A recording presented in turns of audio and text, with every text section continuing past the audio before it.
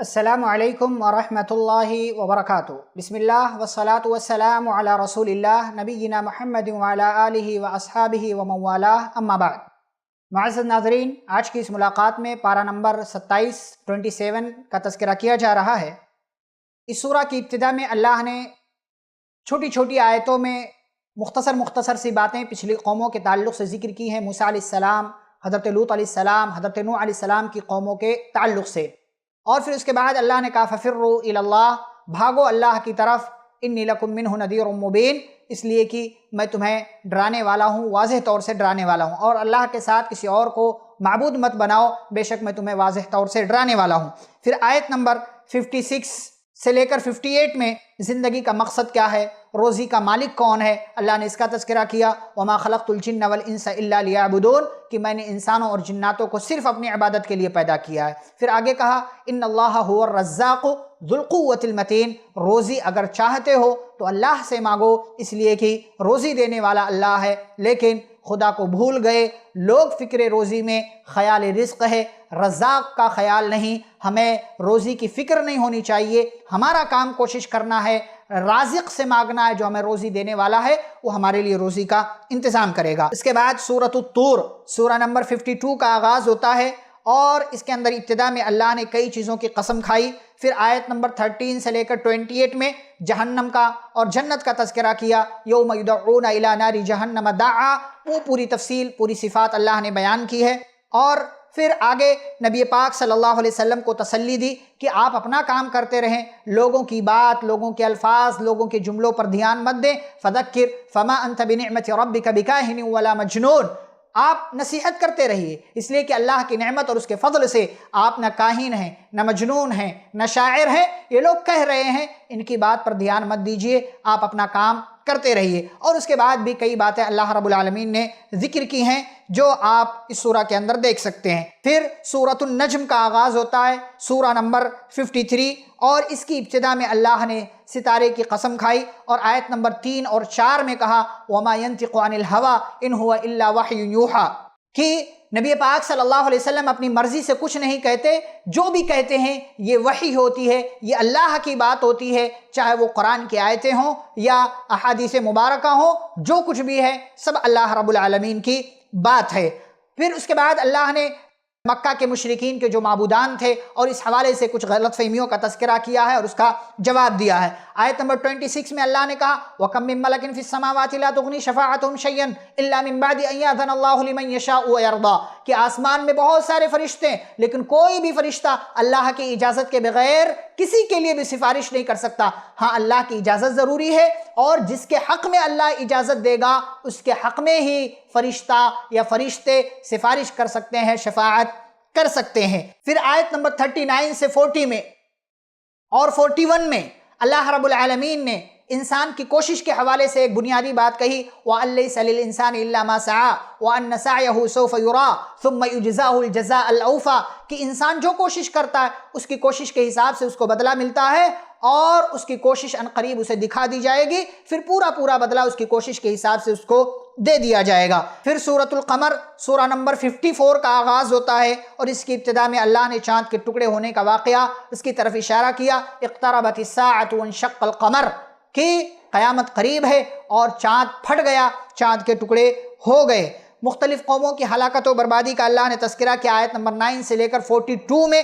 قوم نوح، قوم عاد، قوم ثمود، قوم لوط اور آل فرعون، ان تمام لوگوں کی ہلاکت و بربادی کا اللہ رب العالمین نے تذکرہ کیا ہے، اور پھر اسی پر چل کر آگے اس سورہ کا اختتام ہوتا ہے۔ پھر مشہور سورہ سورۃ الرحمن، سورہ نمبر 55 کا آغاز ہوتا ہے، اور یہ مکمل سورہ اللہ کی نعمتوں کے حوالے سے بھری پڑی ہے، اور اسی لیے اللہ نے ہر 2-3 آیت کے بعد کہا فَبِأَيِّ آلَاءِ رَبِّكُمَا تُكَذِّبَانِ، کہ اے انسانوں اور جناتو، تم اپنے رب کی کون کون سی نعمتوں کو جھٹلاؤ گے۔ اللہ کی نعمتوں کا اقرار کریں، اعتراف کریں، اس کا صحیح استعمال کریں، اس پر اللہ کا شکر ادا کریں، یہی آپ سے اللہ کو مطلوب ہے، اس کے علاوہ آپ کا رب آپ سے کچھ اور نہیں چاہتا ہے۔ اپنے رب کو پہچانیں اور اس کے حقوق کو کما حقہ ادا کریں۔ اور یاد رکھیں کہ اس سورہ کی کوئی خاص فضیلت نہیں ہے کہ آپ اس سورہ کو پڑھیں تو آپ کو یہ فائدہ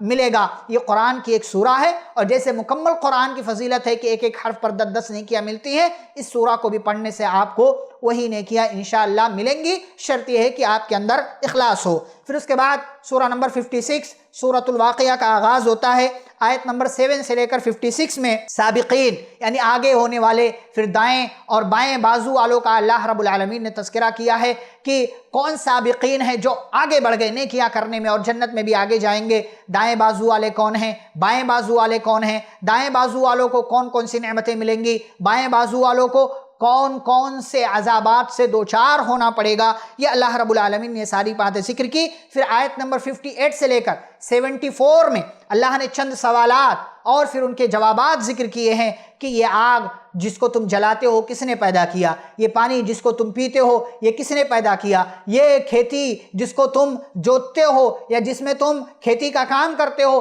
یہ سارا نظام، یہ ساری چیزیں تم کو کس نے دی ہیں۔ فسبح بسم ربک العظیم، یہ سارا کارنامہ اللہ کا ہے، لہذا اپنے عظیم رب کے نام کی تسبیح بیان کیا کرو، تمہارا رب تم پر کرم کرنے والا اور رحم کرنے والا ہے۔ پھر سورہ نمبر 57 سورۃ الحدید کا آغاز ہوتا ہے، اور حدید کا مطلب لوہا، اور اس سورہ کے اندر اللہ نے لوہے کے تعلق سے بات ذکر کی ہے۔ سب سے پہلی بات اللہ رب العالمین نے اس سورہ میں آیت نمبر 1 سے لے کر 6 تک اپنی تسبیح اور تحمید کا تذکرہ کیا۔ سبح للہ ما فی السماوات والارض وهو العزیز الحکیم، کہ آسمان و زمین کی ساری چیزیں اللہ کی تسبیح بیان کرتی ہیں، وہ غالب ہے، حکمت والا ہے۔ آسمان و زمین کی ساری چیزیں اسی کی ہیں، وہ اول، وہ آخر، وہ ظاہر، وہ باطن، ساری چیزیں اسی کی ہیں، وہ سب کچھ جانتا ہے، ساری چیزوں کا علم رکھنے والا ہے، لہذا ہم انسانوں کو بھی اسی اللہ کی تسبیح بیان کرنی چاہیے۔ آیت نمبر 12 سے لے کر 15 میں قیامت کے دن مومنوں کی کیا کیفیت ہوگی، منافقوں کی کیا کیفیت ہوگی۔ مومنوں کو ان کے نیک اعمال کے مطابق روشنی ملیں گی، اسی روشنی میں اپنا سفر کر جائیں گے، اور منافقین روشنی سے محروم ہوں گے۔ مومنین سے منافقین درخواست کریں گے انظرونا نقتبس من نورکم، کہ ہمیں بھی تھوڑی روشنی دکھا دو، تو جنتی کہیں گے، مومن کہیں گے ارجعوا وراءکم فالتمسوا نورا، جاؤ اپنی پچھلی زندگی کا حساب کرو اور وہیں پر اپنی روشنی کو تلاش کرو۔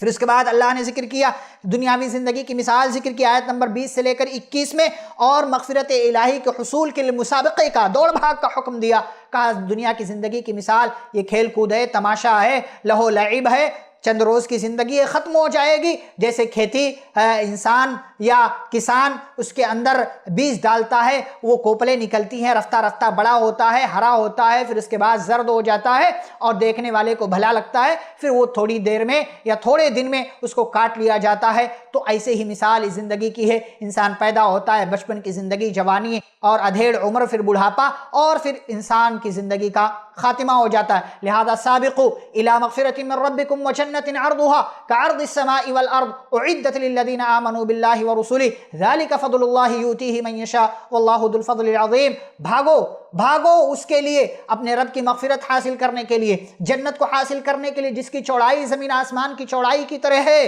اور جو متقیوں کے لیے، ایمان والوں کے لیے تیار کی گئی ہے، جو اللہ اور اس کے رسول پر ایمان لائے۔ یہ اللہ کا فضل ہے جس کو چاہتا ہے، اور اللہ بڑے فضل والا ہے، جس کو چاہتا ہے اپنے فضل سے نواز دیتا ہے۔ اور پھر اس سورہ کے اخیر میں اللہ نے آیت نمبر 25 میں لوہے کے فوائد ذکر کیے، وَأَنزَلْنَا الْحَدِيدَ فِيهِ بَأْسٌ شَدِيدٌ وَمَنَافِعُ لِلنَّاسِ، اور ہم نے لوہے کو نازل کیا کہ جس کے ذریعے انسان جنگی آلات تیار کرتا ہے، گھریلو سامان تیار ہوتے ہیں، اور جس کے اندر بہت سارا فائدہ ہے لوگوں کے لیے، جو آپ مارکیٹ میں رہتے ہوئے دیکھ سکتے ہیں، سمجھ سکتے ہیں کہ لوہے کے کیا کیا فوائد ہیں، کہ انسان کن کن چیزوں کے لیے لوہے کا استعمال کرتا ہے۔ یہ بھی اللہ کی ایک عظیم نعمت ہے جس پر ہمیں اللہ کا شکر ادا کرنا چاہیے۔ اب یہ انسان پر ہے کہ وہ اس کا کس طریقے سے استعمال کرتا ہے، صحیح استعمال یا کسی کو مارنے کے لیے غلط استعمال، یہ انسان کے اپنے استعمال پر اس کی بنیاد ہے۔ تو یہ پارہ نمبر 27 کا خلاصہ آپ کے سامنے پیش کیا گیا۔ اللہ رب العالمین سے دعا ہے اللہ ہمیں قرآن و حدیث کی باتیں پڑھنے، سمجھنے، عمل کرنے اور دوسروں کو اس کی طرف دعوت دینے کی توفیق عطا فرمائے۔ آمین۔ وصلی اللہ علی النبی الکریم۔ والسلام علیکم ورحمۃ اللہ وبرکاتہ۔